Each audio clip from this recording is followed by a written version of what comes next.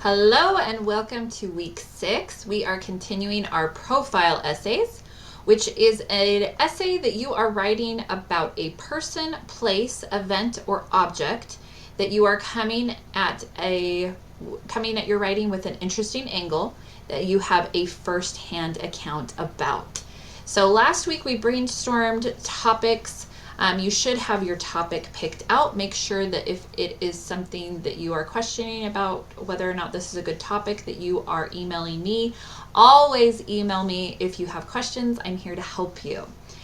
So one thing that we will be looking at this week is we'll be having a discussion on what a profile essay looks like. You looked at those a little bit last week, but you're going to be looking at past students and seeing what they wrote about. There's some great essays in there, so feel free to read all 4 of them that we've got in our examples for you.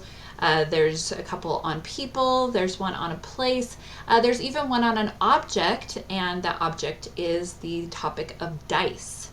Now this student who wrote this essay was very impassioned about dice. He has many dice in his collection, so he's got a first-hand account, and he became curious about why did dice develop? When did they develop? Why do we have dice in so many games? So his interesting angle is taking kind of the history of the dice and how it has been incorporated into so many games and cultures, and how it has developed into our modern era where we find it part of many board games today. You're also going to be either learning or reviewing how to cite images. This essay is going to require that you have at least 2 images in your essay. So your images can be pictures that you've taken.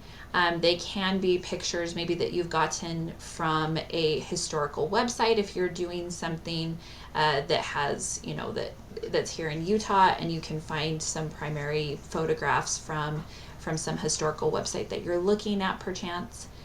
So we will be reviewing how to cite sources in APA format. You'll also be creating your outline for this essay. Now your outline, last week we read the chapter and you kind of saw 2 different ways of how you can organize your essay. Obviously your introduction should give a little bit of background information on your subject.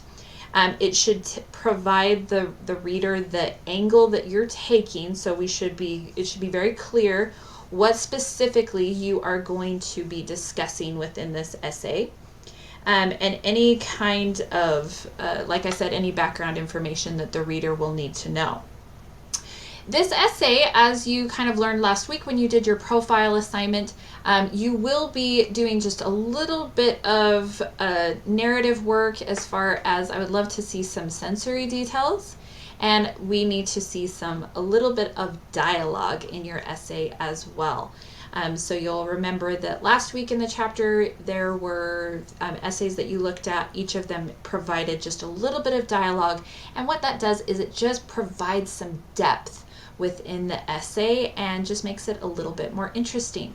Remember, this is a profile, so this is a portrait of sorts, in which you are trying to intrigue or entertain your reader. So keep that in mind as you think about your outline.